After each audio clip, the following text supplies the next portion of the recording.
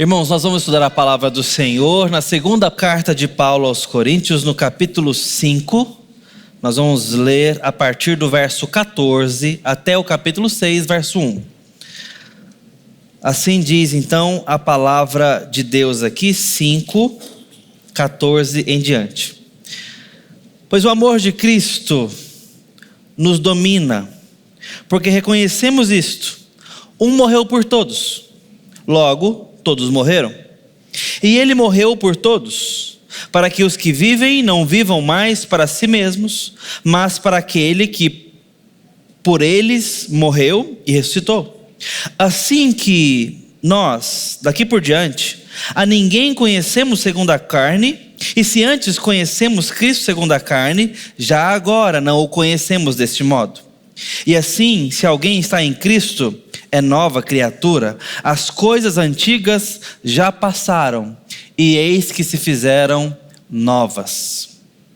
Ora, tudo isso provém de Deus, que nos reconciliou consigo mesmo por meio de Cristo, e nos deu o ministério da reconciliação.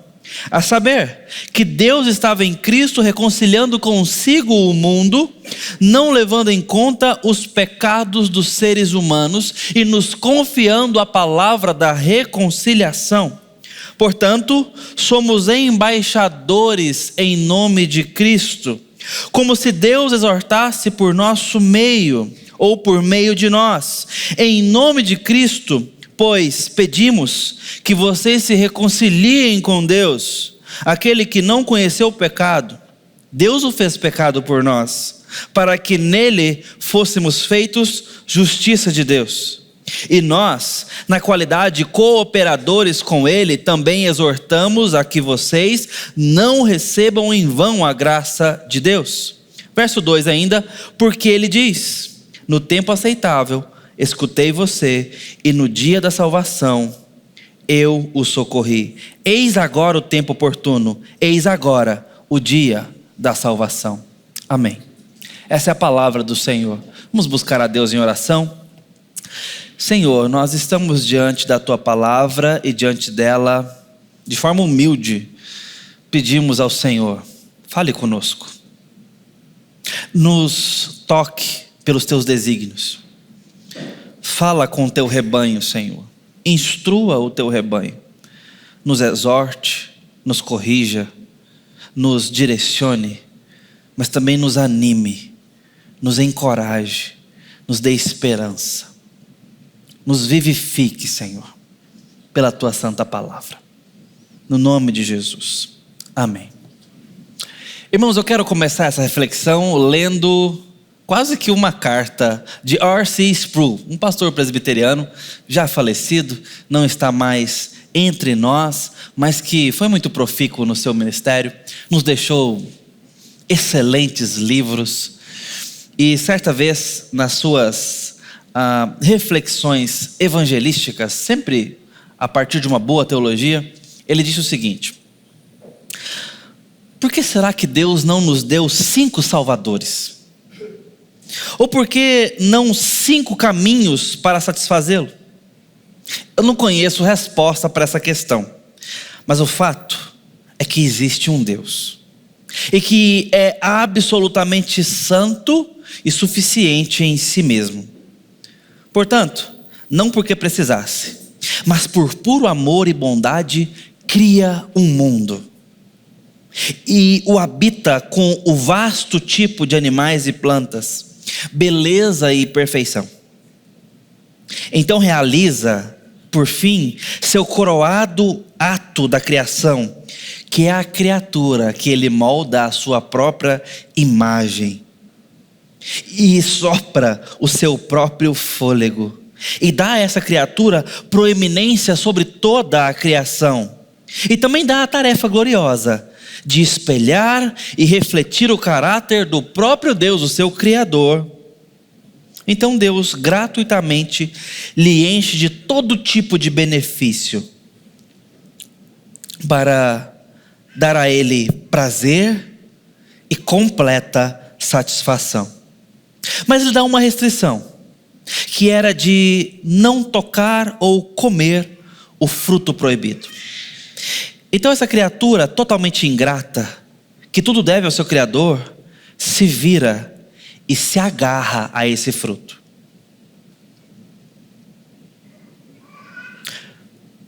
Por querer ser igual ao seu Criador, essa criatura livre e abertamente desafia a vontade de Deus e lhe diz que, pelo que fez, iria morrer.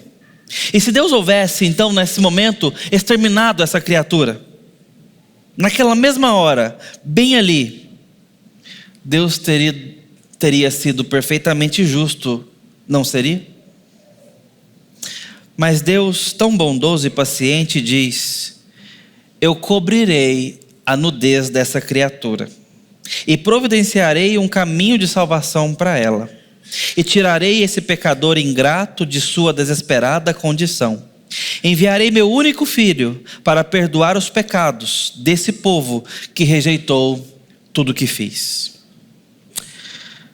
Esse trecho resume de forma bem sucinta a grande saga do Evangelho. Porque em Adão, embora seja um episódio da Escritura, nós estamos todos, a raça humana, representados. E em Cristo, toda a providência de Deus para esse mundo humano também está representado. Todo o benefício de Deus.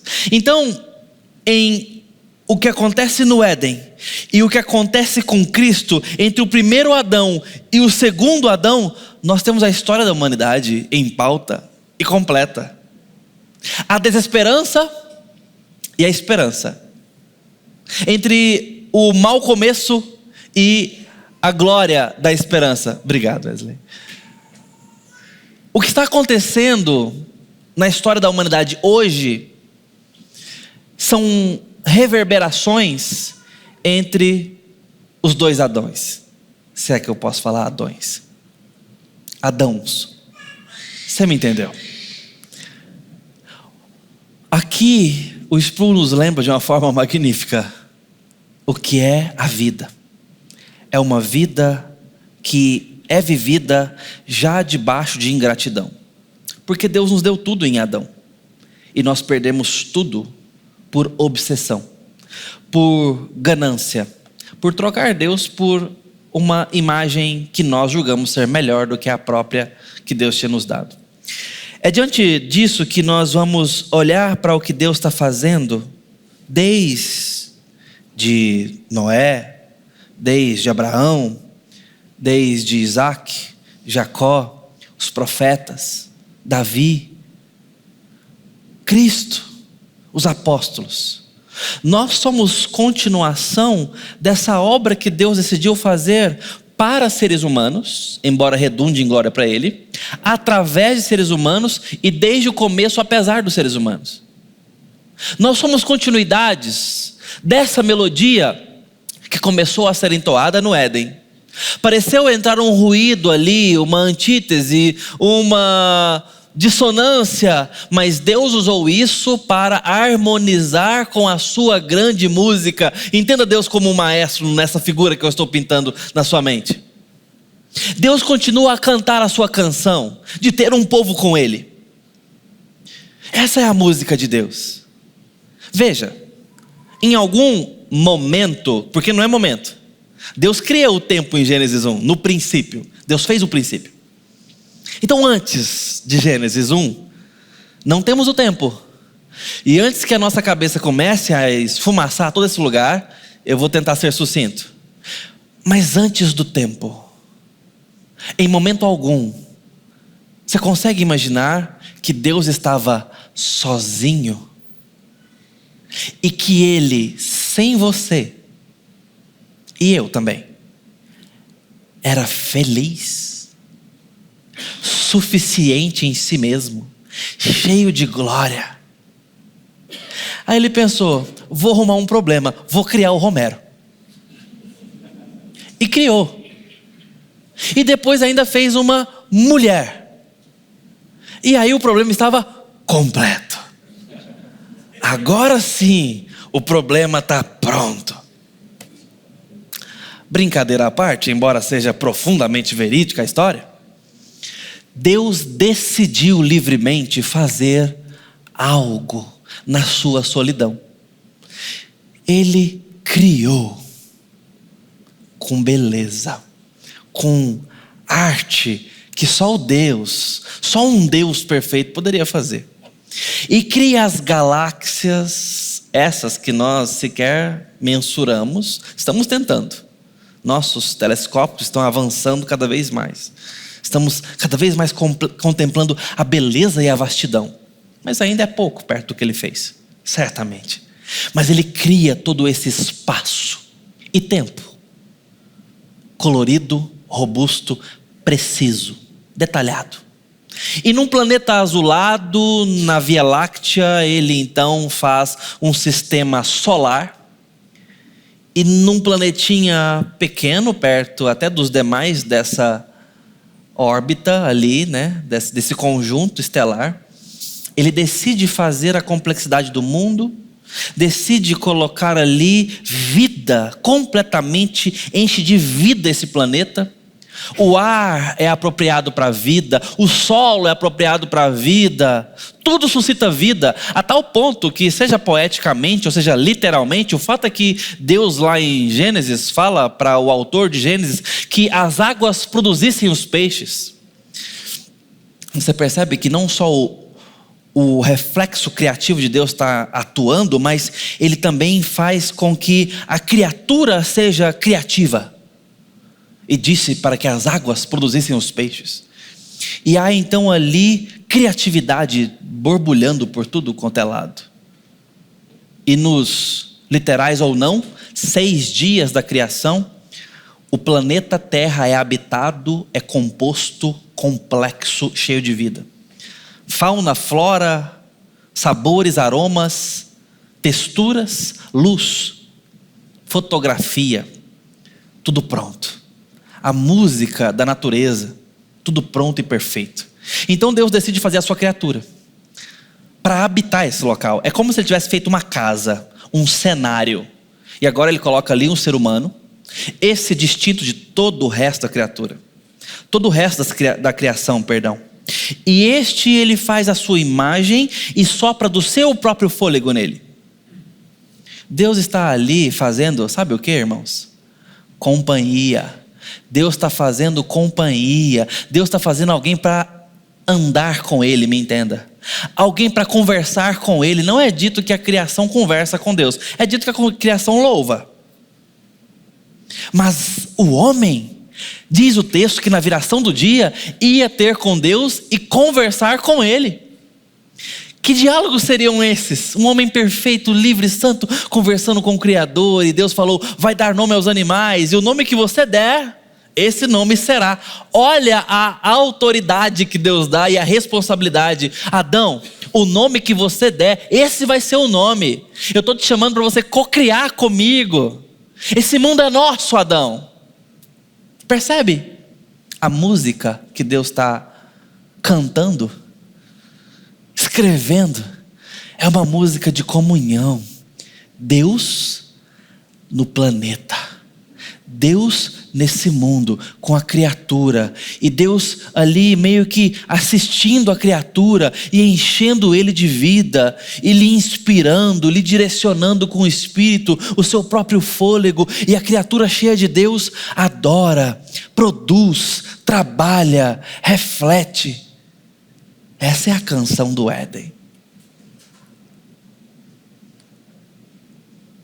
Mas de repente tem uma nota fora da pauta. A serpente está lá. E um som meio estridente, dissonante entra na melodia, querendo concorrer com aquela melodia, querendo abafar aquele som. É como se tivesse uma orquestra de um lado e um celtinha rebaixado, cheio de som do outro. O celtinha é a serpente, tá? Que fique claro. Cheio de adesivo e luz lá dentro. Nada contra se tem algum adolescente de 40 anos aqui com um carro desse. Depois você pode me crucificar no corredor. Mas o O fato é que a serpente vem com uma dissonância, querendo cantar outra música, mas ela também quer cantar. O diabo quer ser igual a Deus, e foi esse o motivo da sua queda. Ele almeja a glória e ele imita. Já percebeu que em Apocalipse os números da besta são números próximos aos números de Deus? É o número 6 que contrasta com o 7. É o número 10 que contrasta com o 12. Você vai percebendo ali a proximidade, porque ele quer imitar. Ele não quer ser diferente, ele quer o que Deus tem. E é assim que o diabo consegue seduzir um ser humano santo, no caso Eva. Ele diz: no dia em que você comer, você será igual a Deus, Eva. E certamente o diabo argumentou de tal forma que falou do próprio coração. Ser igual a Deus é o que nós mais queremos. Foi assim que ele caiu. Foi assim que Eva caiu. Foi assim que nós caímos. Nós, em algum momento, não nos contentamos com sermos filhos de Deus. Queremos o lugar do Pai. E assim a humanidade representada se tornou ingrata e perdeu tudo que tinha, querendo um pouco mais. Querendo um pouco mais, morre no deserto, tal qual os peregrinos saídos do Egito, que não se contentaram com o maná gracioso e morreram com carne entre os dentes, porque queriam um pouco mais. Nesse momento, a criatura é expulsa da presença de Deus. Ela é morta, sem perder a vida, sem cair dura no chão. Ela sai morta, porque o seu doador da vida a expulsa. É assim que nós nascemos nessa vida, sem Deus. Nós nascemos carentes de Deus, afastados dele, precisando do Senhor, precisando de que alguma coisa seja refeita para que a gente seja harmonizado com a canção do Éden. Mas é Deus mesmo que não cansa de cantar. Permita-me ainda explorar essa ilustração. É Deus mesmo que não desistiu da sua melodia, da sua canção, da sua música. Sabe por quê? Porque nesse momento em que o homem tem que sair, Deus não o deixa sair como ficou, envergonhado da sua própria nudez. Deus o cobre porque diz: nessa condição miserável, eu te cobrirei. E ali Deus anuncia o que faria do mal que aconteceu, da queda. E Deus pega essas notas dissonantes e as arranja na sua própria melodia, e a música segue. E ali tem a história do Antigo Testamento. Essa é a pauta musical, essa é a canção do Senhor. E Ele traz agora notas imperfeitas para essa orquestra tocar. Nós, os profetas antigos, o povo de Deus, gente falha, gente limitada, gente miserável, gente que obedece com os joelhos tremendo, gente que falha na primeira oportunidade, mas gente que Deus usa para demonstrar graça e para fazer a sua obra na terra. Porque Deus nunca escondeu de nós os defeitos do seu povo e dos grandes heróis. Porque Deus não nos escondeu de nós os defeitos de Davi, as fraquezas de Abraão, os limites de Jacó. Desde o início já somos apresentados à fragilidade moral de Jacó, o pai das tribos do povo. E a coisa não muda no Novo Testamento. Nós não somos poupados da fragilidade dos nossos heróis, porque o grande herói é Jesus Cristo. E Deus fez através de Davi, apesar da sua pequenez no final das contas. Deus fez através de Jacó, apesar da sua fraqueza moral.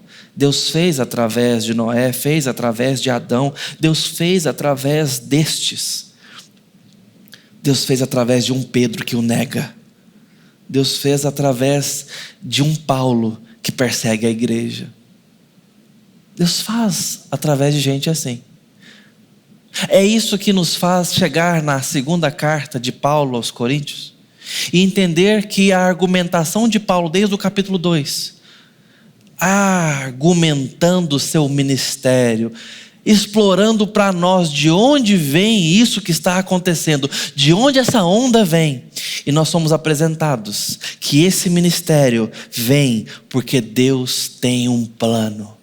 Porque Deus está fazendo algo desde o início. Porque Deus está, permita-me, tocando a sua música, que chama pessoas para casa, que chama seres humanos para caminhar com Ele, que traz vida de volta ao mundo caído, que traz o pecador de volta para o jardim, ao ponto de encontro com Ele, que traz o pecador do seu pecado para a santidade, da morte para a vida, da dissintonia para a harmonia.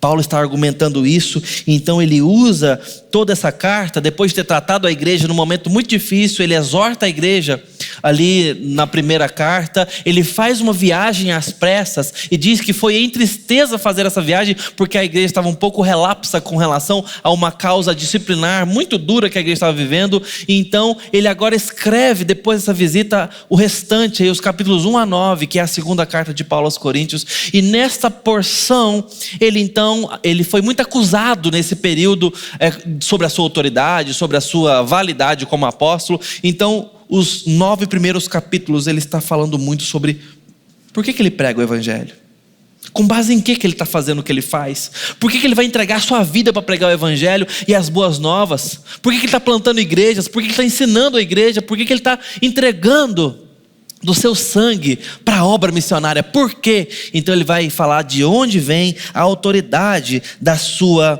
missão e do seu ministério. E ele vai argumentando com a igreja de onde vem tudo isso. Deixa eu te mostrar. Por exemplo, ele diz que, inspirado pelo Espírito Santo, conduzido pelo próprio Deus e por ele chamado, a sua competência vem do próprio Deus, pois é, abre aspas, o bom perfume de Cristo, 2 Coríntios capítulo 2, versos 14 até o capítulo 3. Esta é a confiança, capítulo 3, verso 4. Tendo tal confiança, de que Deus tem chamado pessoas para ser o seu bom perfume. Os frutos do seu ministério são a própria carta de recomendação.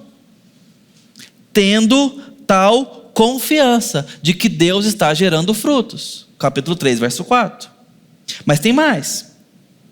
Ele compara e contrasta o ministério da antiga aliança, do Antigo Testamento, e agora com a nova aliança, ainda no capítulo 3. Visto que ele recebe esse sobreexcelente ministério do Espírito e que agora vai revelar uma glória ainda maior, completamente harmoniosa com a glória do passado e com a aliança passada.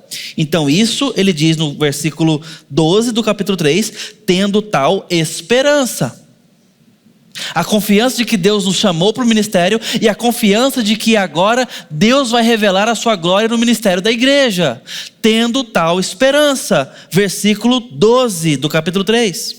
Mas também ele mostra o seu comprometimento de pregar a verdade do evangelho para trazer a liberdade para os gentios e claro, para os judeus também. Mas, abre aspas, ele está tratando da proclamação da glória de Cristo, que tem transformado vidas. Aqui ele fala isso lá no capítulo 4, verso 1 a 6. Mas este é, capítulo 4, versículo 1, tendo tal ministério. Está percebendo os nós da carta? Paulo o tempo todo vai articulando as bases do porquê ele faz o que faz.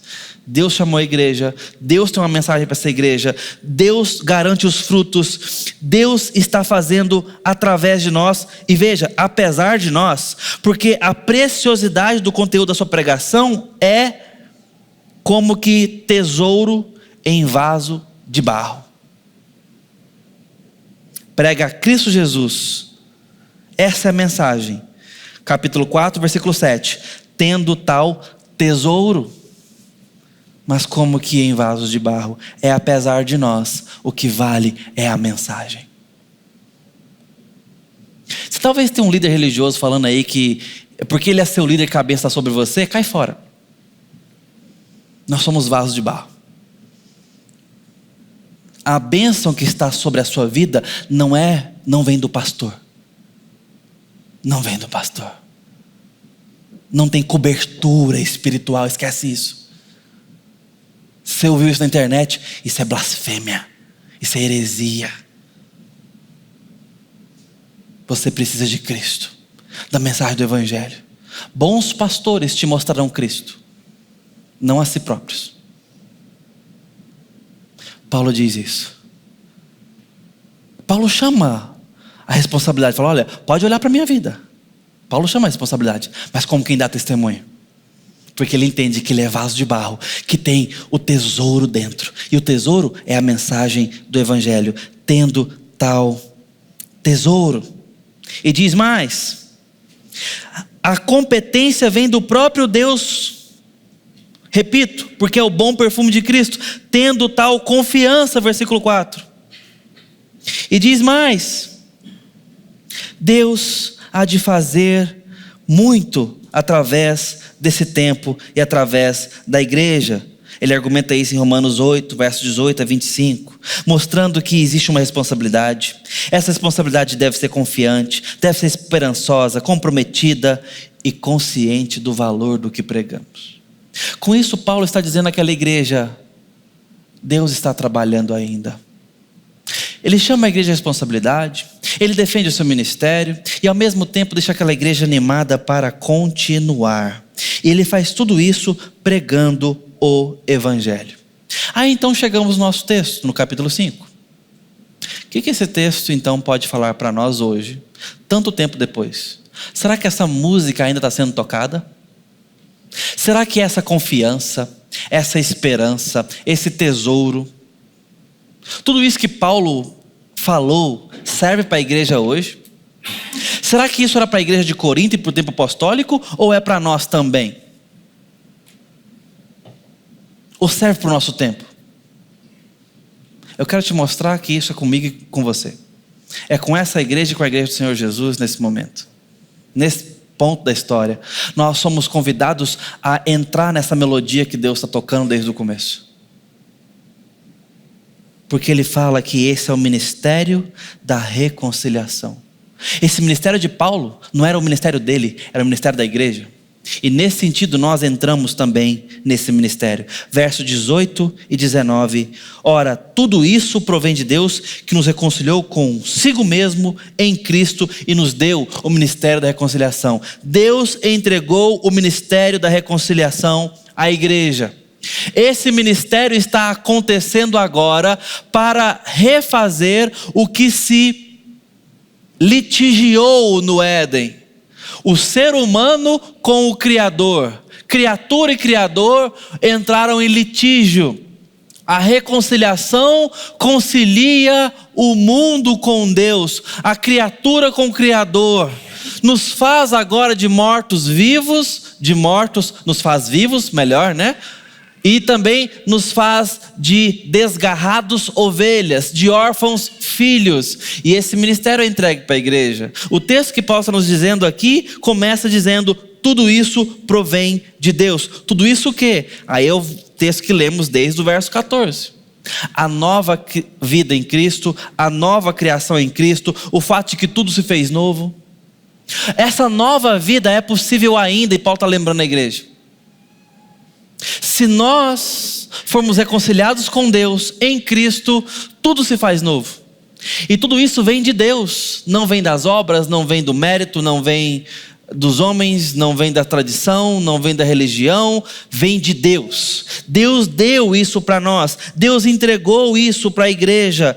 Ele é a causa de nós participarmos com Cristo dessa nova criação, da reconciliação. Ele é o autor, ele é o mentor, ele é o idealizador, ele é o realizador da vida de pessoas com ele.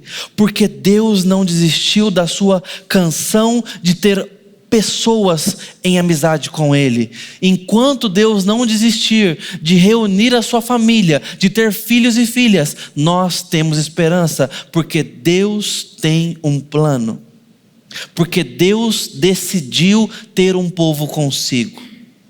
Não depende de denominação, não depende de estratégia, não depende de homens. A esperança da evangelização mundial é porque Deus é o autor da reconciliação.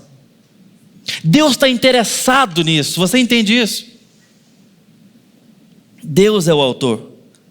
Ainda o texto continua: Deus estava em Cristo reconciliando consigo o mundo. O que acontece no drama da história, onde Cristo se encarna de forma humilhante e vergonhosa e vai para a maldita cruz, significa que Deus estava fazendo algo ali. O que ele estava fazendo? Palavras do apóstolo: reconciliando consigo mesmo o mundo. Você percebe a autoria da salvação? Quem é que reconcilia quem? Com quem? Deus faz exclusivamente através de Cristo. Mas Ele faz. Sabe como é que a gente chama isso na teologia? Monergismo. Sabe o que é o monergismo? É uma ação, a ideia aqui é de energia, mas não vá para o campo místico e esotérico, tá? A ideia aqui é da movimentação da ação. Através de uma única fonte. É a diferença de sinergia. A sinergia é muito bonito, né? A gente une as forças das partes relacionadas e o resultado vem dessa união de forças. A sua salvação não é sinergia. A salvação do mundo não é sinergia. Aí você pode falar: uai, então danou-se. Muito pelo contrário. Porque agora a esperança de salvação do seu filho desviado, do seu pai já idoso, não está no coração dessas pessoas que se endurecem, mas está no coração amoroso de Deus, que torna corações de pedra em corações de carne. É Deus quem faz. Nós podemos pregar para o mais terrível dos inimigos. É Deus quem faz.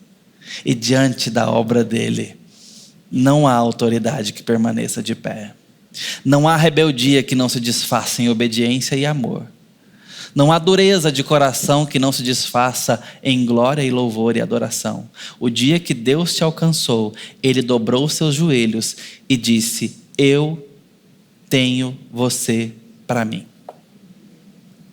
C.S. Lewis tem uma figura fantástica para falar da conversão dele. Ele era um ateu convicto e escrevia até certas notas contra a religiosidade. Mas ele diz que a figura da conversão dele é a seguinte: é Deus falando para ele assim: larga suas armas e vamos conversar. Deus, sendo o autor da reconciliação e tendo feito isso em Cristo, é a nossa esperança de sairmos à missão. Porque Deus está chamando o mundo. Deus não parou de cantar sua canção. Deus não parou de chamar pessoas para essa melodia. Ele está reconciliando pessoas com Ele. Ele é a parte ofendida, irmãos. Eu sou pai de crianças. E é muito comum eu ter a seguinte frase no meu cotidiano: pede desculpa. Pede desculpa para ele. Pede desculpa para ela. Por quê? Porque ofendeu. Porque aprontou. Porque tacou um carrinho, porque emburrou, porque fez malcriação, seja qual for a ofensa. É muito comum eu chamar os meus filhos à responsabilidade de se desculpar. E algumas vezes eu, mal informado, vou lá já achando que o menino aprontou alguma coisa e já vou pedir desculpa. E a mãe que estava presente na cena fala assim: não, dessa vez ele foi ofendido. Ok. Então não precisa pedir desculpa, mas por via das regras, te conheço. Pede desculpa a si mesmo. Vamos deixar um crédito aí? No caso de Deus, nós temos o inimaginado. O único ofendido na história é quem procura as pazes. O ser humano é incapaz de chegar diante de Deus e falar: Senhor, eu vim resolver a nossa situação. O ser humano não chega diante de Deus, irmãos. Você está entendendo por que tem um livro de Levítico na Escritura? Sabe para quê? Para mostrar que nós não temos nem roupa para chegar diante de Deus.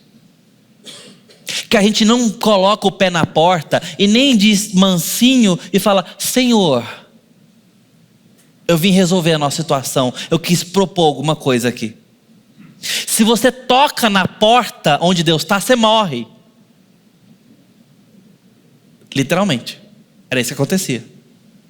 Se tocasse no monte onde Deus estava, morria. Se tocasse na arca da aliança onde Ele estava, se entrasse no Santo dos Santos, morte. Sabe por quê? Somos pecadores, e a santidade de Deus não tolera pecado. Por isso que a esperança não está no coração de homens pecadores. A esperança da salvação está num Deus amoroso que perdoa pecadores e os cobre com sangue puro, para dizer: pode entrar na minha sala, pode sentar na minha presença. Presença mortal, cheia de glória, mas Ele nos cobre para isso. Lembra da cobertura de Adão? Era Deus dizendo o que Ele ia fazer conosco. Ele estava em Cristo reconciliando consigo o mundo. Como? Derramando sangue sobre muitos, para que estes possam entrar na sua presença. A reconciliação vem de Deus, em primeiro lugar. E segundo lugar, porque ela existe, somos responsáveis. Primeira motivação, agora a responsabilidade. Verso 20. Portanto, somos embaixadores em nome de Cristo, como se Deus exortasse por nosso intermédio. Então, em nome de Cristo, pois, pedimos que vocês se reconciliem com Deus. Veja, a obra ficou na mão da igreja. Ora, Philip Yancey não é um grande teólogo para nos conduzir, mas, em termos de espiritualidade e cartas mais devocionais, ele é bem eloquente. Ele conta uma certa história, que a conclusão tem lá os seus melindres, mas mesmo assim ainda é uma história interessante. Ele faz um exercício imaginativo num dos seus livros, onde estaria ali anjos olhando a terra, o planeta azuladinho, lembra? Junto com Deus. Senhor, mostra de novo para onde o Senhor mandou o seu filho. E aí ele mostra. Aqui. E aí os anjos perguntariam assim: uau, e aí, agora o evangelho vai ser pregado lá, né, Senhor? Vai sim. Por quem? Os arcanjos? Os anjos mensageiros, Senhor? Não. Serão pelos seres humanos mesmo. E aí o anjo teria ficado assim: os filhos de Adão? Certeza, Deus? Sim. E se eles falharem? E aí Deus teria respondido: eu não tenho plano B. Bom, a história se conclui de forma melindrosa, como se o plano pudesse falhar, né? Nos dá essa margem de interpretação. Mas pense na seguinte forma imaginativa: esse é o meu plano e vai dar certo. Deus deixou nas mãos da igreja que uma arca fosse construída, que um templo fosse erguido, que as nações fossem chamadas, que o louvor fosse erguido, que pecadores fossem chamados, que pessoas fossem discipuladas ao nome de Jesus. Quem é que faz isso, irmãos? Não são anjos, não são seres sobrenaturais. É gente do tipo de Jacó, é gente do tipo de Davi, é gente do tipo de Pedro, É gente do tipo de Adão, é gente do tipo do Evânio, do Betão, do Rômulo, da Marcinha, da Débora, da Ivane, da Maria, da Joana. É gente como a gente, só que banhada pelo sangue de Cristo, salva em nome de Jesus, sendo transformado a cada dia no Evangelho, submetendo ao discipulado bíblico, aprendendo mais do Senhor. É essa gente que vai anunciar as boas novas. É essa gente que vai representar a pátria celeste no meio da Babilônia, no meio de Goiânia, no meio do Brasil, no meio do mundo. Não haverão ruas de ouro nessa história. No tempo, nós estamos levantando um reino invisível. Nós. E não se empolgue muito com vanglória. Isso nos quebra as pernas. Porque nós somos pecadores, limitados, indispostos, ingratos. Queremos fazer Babel, queremos fazer o nosso nome célebre, queremos cuidar dos nossos próprios interesses, querendo criar gado enquanto era para chegar em Canaã. Nós somos esse povo que não se contenta com o que Deus nos deu, que não se contenta com o que Deus nos chamou a fazer, que quer fazer agora o céu na terra, que fica engordando o próprio rebanho. Nós somos esse povo. Um povo que ainda continua se voltando para o lamaçal, quando Deus nos deu missão. Nós somos essas pessoas. Mas o louco dessa história, a coisa mais doida aqui, é que Deus decidiu fazer através de nós. Nós somos seus embaixadores. Sabe o que o mundo vai conhecer de Deus? O que ele vê de Deus em nós.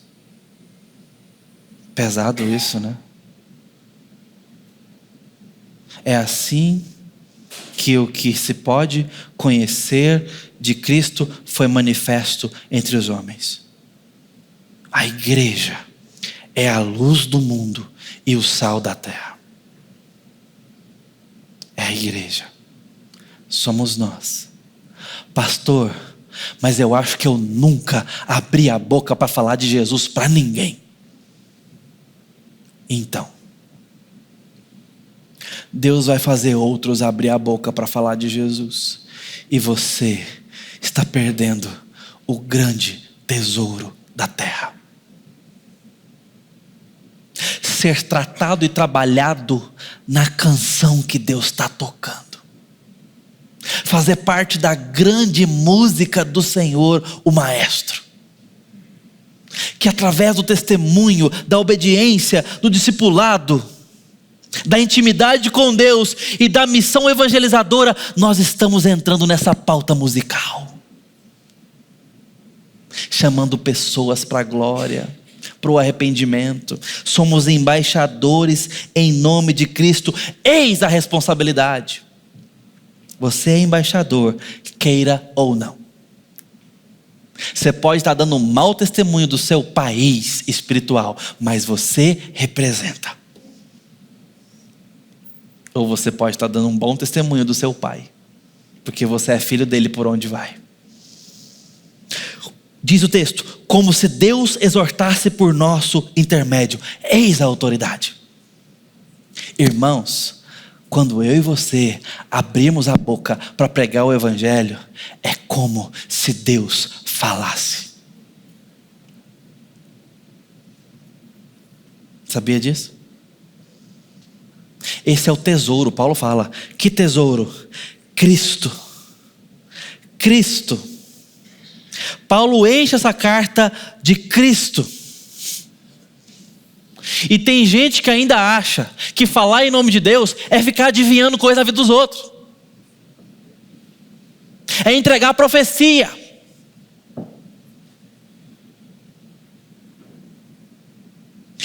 Quando Deus fala através de nós, Ele fala Cristo. Ele fala o Evangelho. Ele fala a Escritura. Paulo apanha mais de 2 vezes, porque ele estava pregando Cristo, não porque ele estava adivinhando coisa na vida dos outros. E fala: por isso darei minha vida.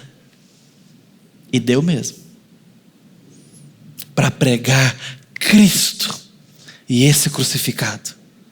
Quando fizermos isso, Paulo diz, é como se Deus exortasse por nosso intermédio.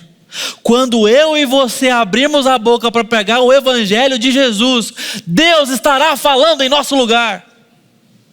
Eu sei que talvez você se ache indigno, pequeno, falho, despreparado. Deus fala pela sua boca quando você abrir a boca com o evangelho nela.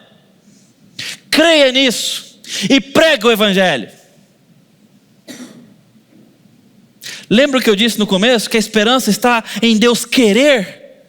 Então, se Deus quiser, até quem não quer vai querer. Porque quando Ele chama, até mortos se levantam. Lembra do Lázaro? Ele fala: vem para fora. E Lázaro vem. Ele fala: haja luz. E ouve. Esse mesmo tom de voz, essa mesma autoridade, esse mesmo tônus, continua chamando mortos à vida. Do nada, luz. Ouse pregar o evangelho na sua família. Ouse pregar o evangelho na sua casa. Ouse viver o evangelho e pregá-lo no seu trabalho. Ouse pregar o evangelho nas suas redes sociais. Ouse pregar o evangelho nas ferramentas que Deus te deu, no alcance que Deus te deu. Pregue o evangelho. Não importa se você nunca fez isso. Não importa se você se acha preparado. Você não precisa ser enviado para um curso de teologia para fazer isso. Você não precisa ser enviado para um seminário para fazer isso. Você não precisa de receber um título para fazer isso. Você precisa pregar o evangelho, o tesouro. A mensagem. É como se Deus exortasse por nosso intermédio. E Ele quer reconciliar pessoas. Por isso que Paulo diz: então, reconcilie-se com Deus. Eis a mensagem. Paulo está dizendo que a mensagem é essa, é uma mensagem cheia de esperança. A gente sai para pregar o evangelho para dizer: pode ser, é possível, há esperança, há reconciliação possível. Então deixa eu te dizer uma coisa: o quanto de oração, o quanto de testemunho, o quanto de pregação é suficiente pelos seus filhos, pelo seu marido? O quanto de oração, de pregação, de testemunho é suficiente pelos seus e pelos que não são seus, mas não têm Jesus?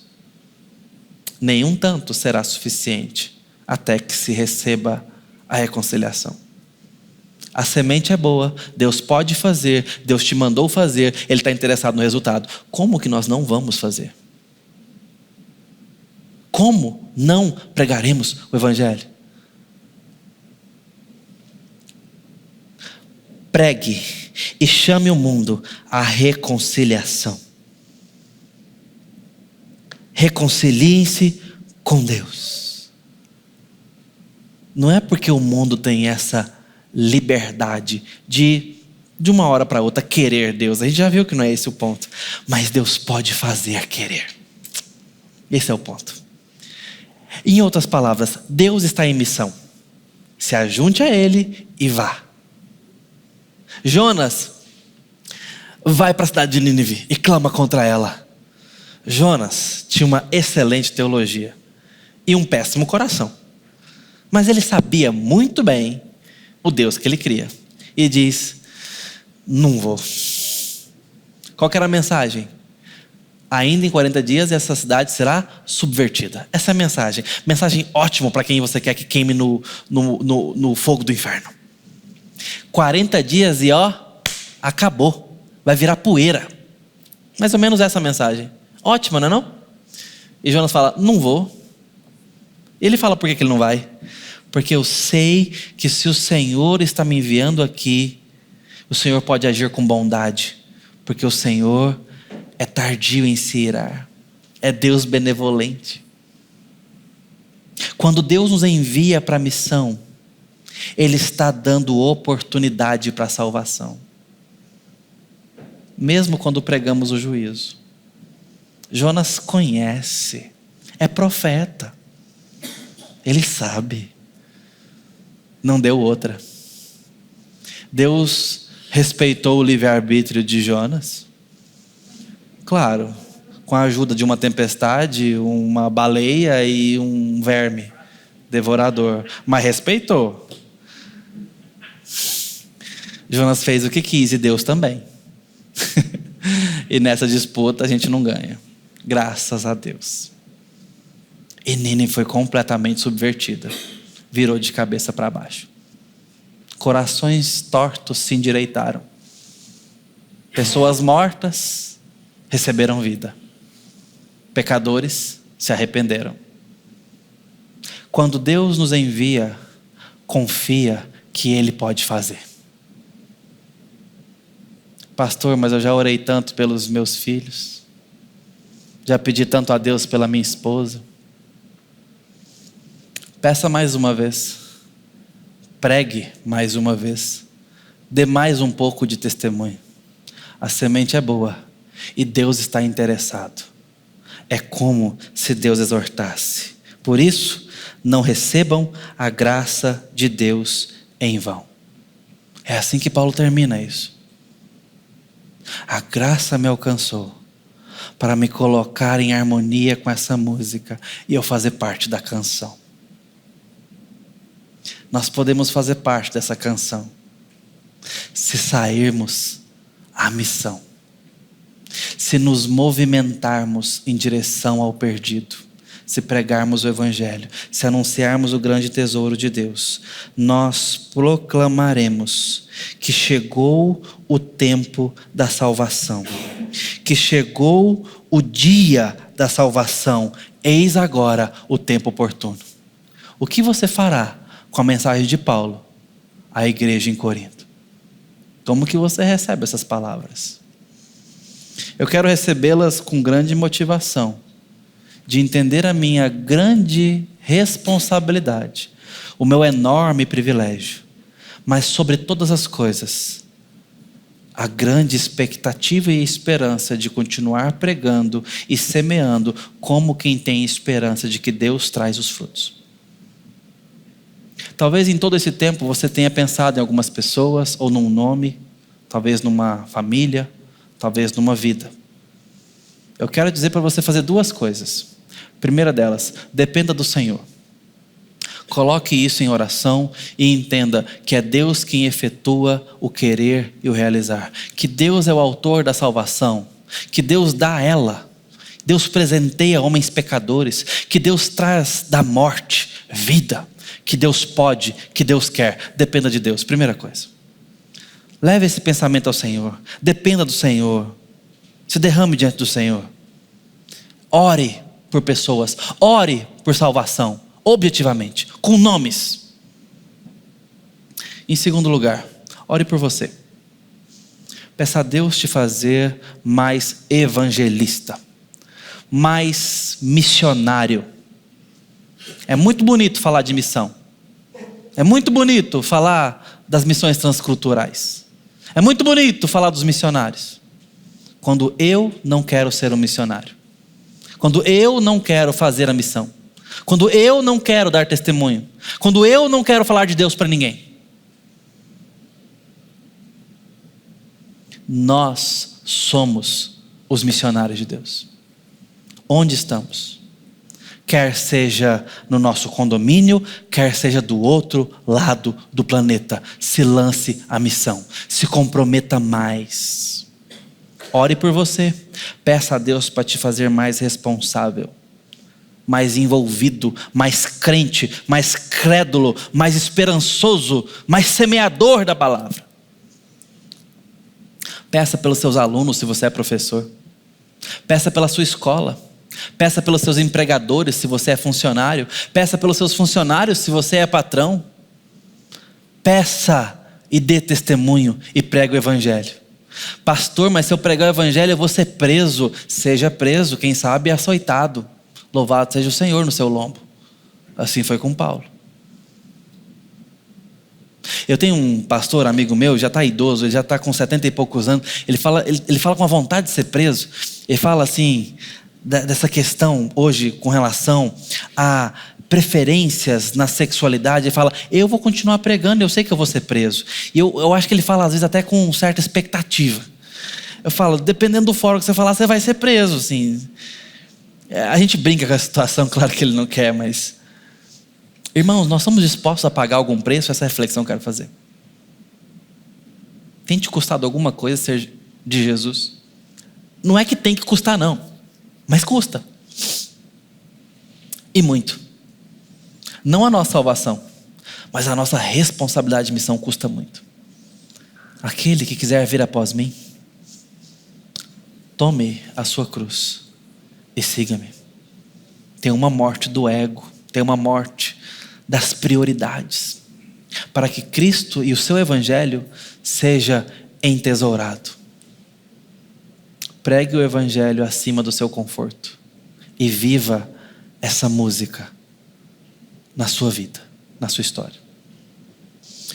Deus está fazendo e nós podemos nos juntar a Ele. Que Ele seja glorificado e o mundo alcançado. Vamos orar.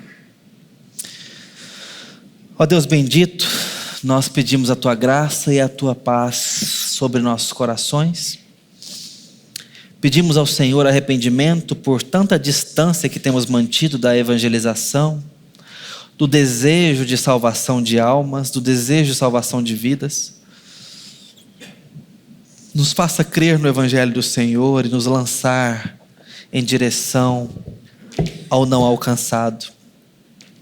Nos faça, ó Deus, receber a Tua graça com proveito e obediência. Nos ajude a entender que o Senhor tem uma obra sendo executada, um plano em andamento, uma linda música de redenção e glória ecoando na história da humanidade. E que a igreja faz parte dela, e que o mal faz parte dela, e que todas as venturas e desventuras desse mundo compõem de alguma forma para a Tua glória. Nos ajude a participarmos conscientemente dessa Tua providência, desse Teu plano santo e poderoso. Nos leve em direção dos não alcançados. Nos ajude a dar testemunho vivo do Senhor. Nos ajude a pagar o preço que nos cabe na obediência, na santidade, no interesse da semeadura. Em nome de Jesus. Amém.